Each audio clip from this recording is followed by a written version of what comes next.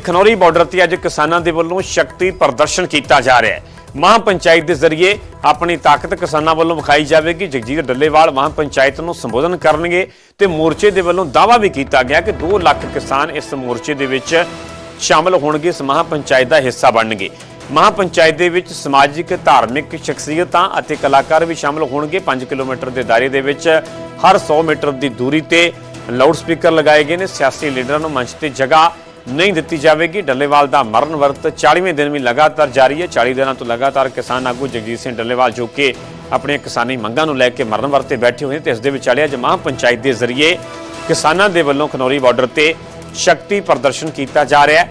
जगजीत डल्लेवाल महापंचायत नूं संबोधन करनगे ते मोर्चे के वल्लों इकट्ठ नूं लैके भी यह वड्डा दावा किया जा रहा है। तुहानूं असीं तस्वीरां भी विखा रहे हैं। तस्वीरां दे विच पूरीआं तैयारियां नज़र आ रही ने किस तरीके दे नाल किसानां दे वल्लों इस महापंचायत की तैयारी की जा रही।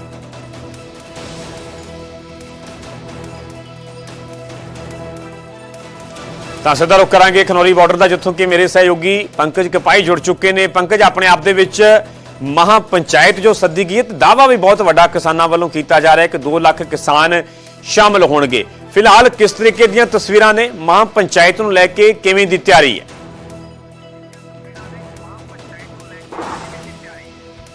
देखो, इस वेले पूरे पंजाब दे विच संघनी धुंध जिहड़ी ओह नज़र आ रही है और खनौरी बॉर्डर ते भी इसे तरीके की तस्वीर है, क्योंकि 11 बजे के करीब ये महापंचायत जिहड़ी ओह शुरू होएगी और 12:30 बजे के आस पास जिहड़े ने ओह जगजीत सिंह डल्लेवाल होरां नूं स्टेज से लिआंदा जाएगा। कुछ मिनट वो गलबात करन दी कोशिश करनगे और इस दे विच इस वेले एक वड्डी चुनौती ते सब तो वड्डा सवाल जिहड़े ने ओह 2 इत्थे किसानां दे लई ने। पहला वड्डा चुनौती ते वड्डा सवाल यह है कि तकरीबन 39 दिन बाद जिस जगह के उत्ते जगजीत सिंह डल्लेवाल ने जिथे भुख हड़ताल है रखी हुई है, उस थां तो ये थां तक का रस्ता तकरीबन 1 किलोमीटर का है। तो उत्थों दी इत्थे तक शिफ्ट करना, जदों डॉक्टर इस गल का जिक्र करते हैं कि जदों उन्हां दे कपड़े भी बदलाए जाते हैं तो उन्हां दा ब्लड प्रैशर बिल्कुल हेठां आ जाता वै, उन्हां नूं बेहोशी वर्गी हालत दे विच हो जाते हैं और जो टैंपरेचर उस कमरे का सैट किया होया उस टैंपरेचर तो बाहर निकल के इस थां ते आना तो एक वड्डा चैलेंज ते वड्डी चुनौती किसानां दे लई रहन वाली है, उन्हां दी सेहत नूं लैके। क्योंकि डॉक्टर लगातार इस गल का जिक्र करते हैं कि इन्ने दिनों के विच हुण उन्हां दा शरीर महज 30% रह गया, मास खत्म हुंदा जा रहा और सिर्फ हड्डियां बचियां ने।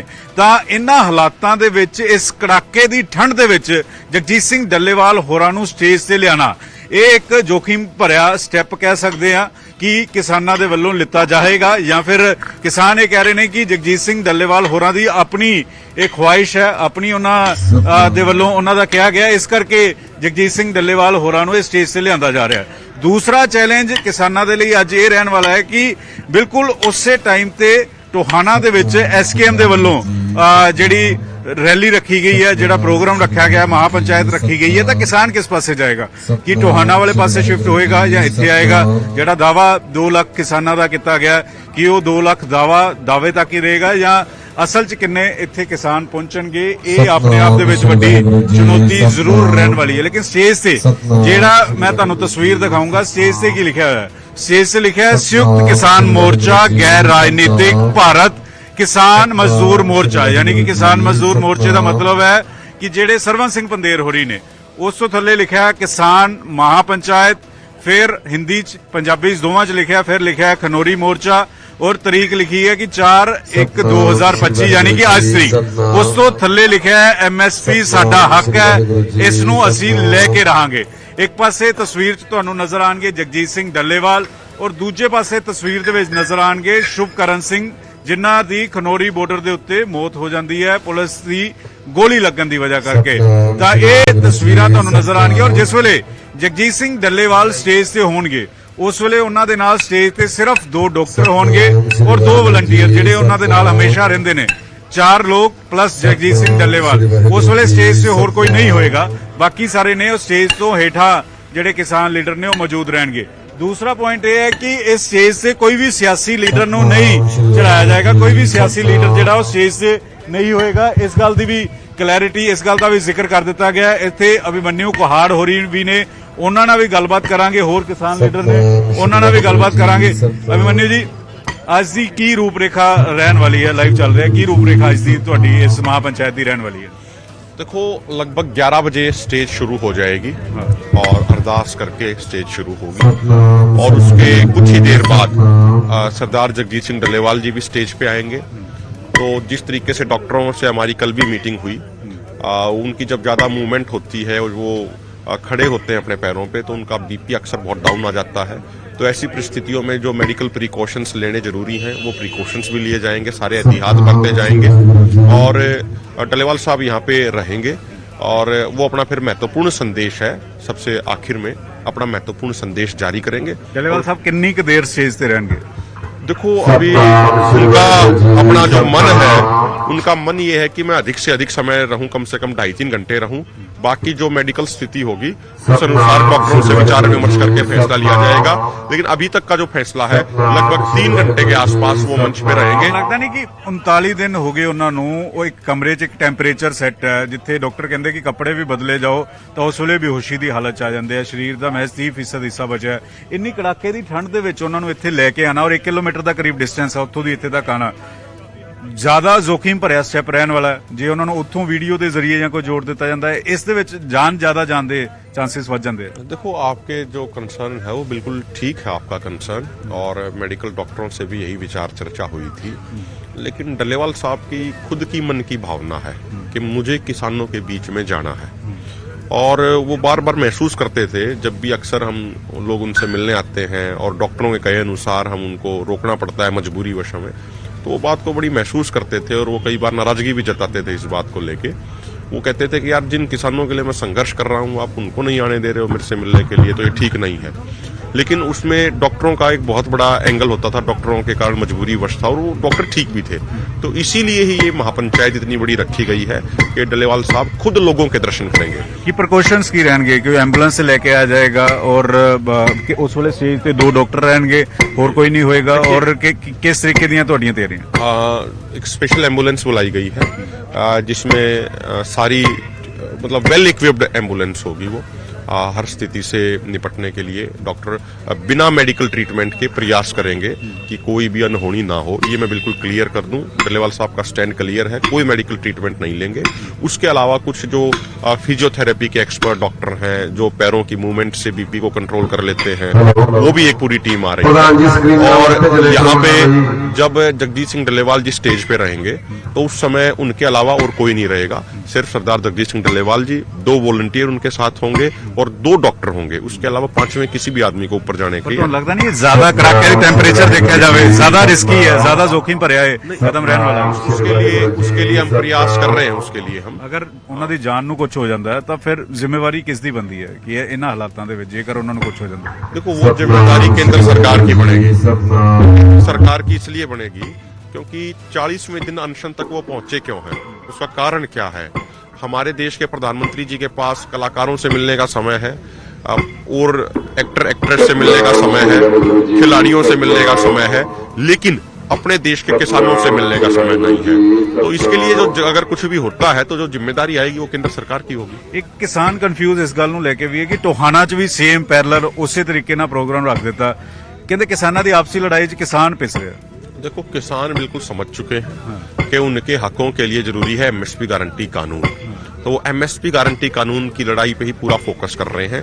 अक्सर हमने भी ये देखा है 13-14 साल के अपने सामाजिक जीवन में, जब कोई एक मुद्दा देश में कोने कोने तक पहुंच जाता है, सरकारें भी उस मुद्दे पे गंभीर हो जाती हैं, तो अक्सर उस मुद्दे को डाइल्यूट करने के लिए पैरेलल प्रोग्राम देने के, पैरेलल मुद्दे उठाने के प्रयास किए जाते हैं। ये आज से नहीं हो रहा, ये बहुत सालों से ये हो रहा है। सरकार कह रहे हो कि उनके पीछे सरकार है? नहीं, मैं नहीं कह रहा कि उनके पीछे कौन है कौन नहीं है।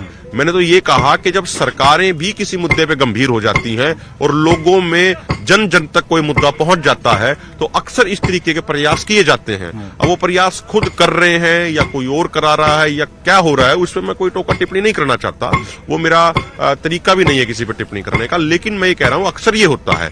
देखो एमएसपी गारंटी कानून एक ऐसा मुद्दा है जिसपे पिछले 14-15 साल से खासकर बड़े लेवल पे संघर्ष हुआ है। पर तो लगता नहीं कि वो अगे रख लेंदे या तुसी पीछे रख लेंदे, इक्को दिन इक्को टाइम ते आना ना, तो तुसी जिहड़ा क्लेम किया 2 लाख किसान दा वो नहीं इत्थे पहुंच पाणगे, वो अपनी उत्थे शक्ति, ये शक्ति प्रदर्शन है, ये ईगो है, ये चौधर है, ये की है?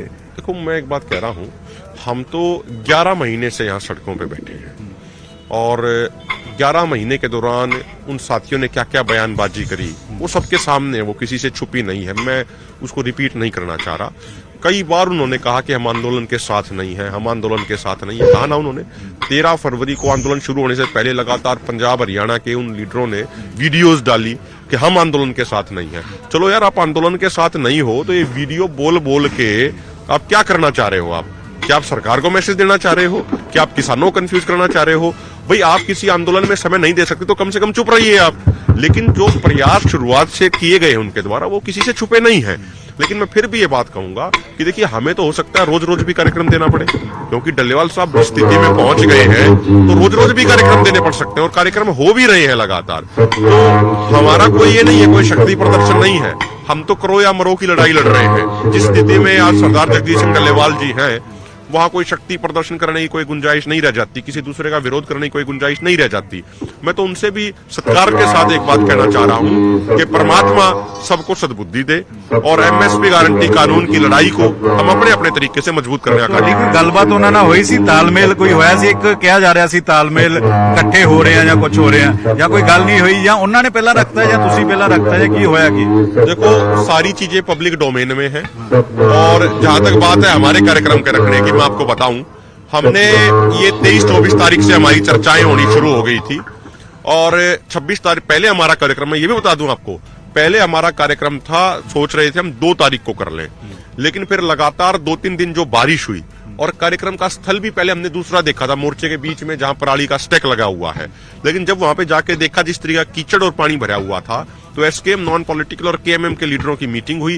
मीटिंग में तय किया कि भाई इसको आगे बढ़ाएं आपा, तो आपा ने 4 तारीख फाइनल कर लिया। 26 तारीख को, 26 दिसंबर को 4 तारीख फाइनल हो गई थी, और ये तय हुआ था 27 तारीख को दोनों फर्मों की ज्वाइंट पीसी में हम इसको बोलेंगे।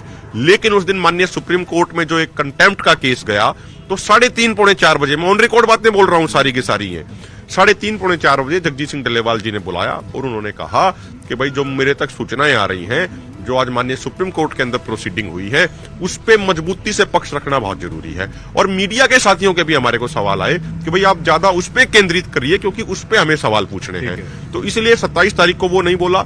उसके बाद 28 तारीख को हमने इस कार्यक्रम का ऐलान किया, और जो भी बातें मैंने कही हैं, जो डेट के साथ मैंने बताई हैं, ये हमारे फॉर्मों के जो मीटिंग का रजिस्टर है, जिसमें सारी मिनट्स नोट की जाती हैं, सबके सिग्नेचर होते हैं डेट के साथ, उस रजिस्टर में लिखी हुई हैं। अगर आप चाहेंगे आज की पंचायत खत्म होने के बाद, क्योंकि आपका बड़ा एक रेपुटेड प्लेटफॉर्म है, आपको हम वो रजिस्टर दिखा भी सकते हैं कि कब कब हमने क्या क्या बातचीत करी।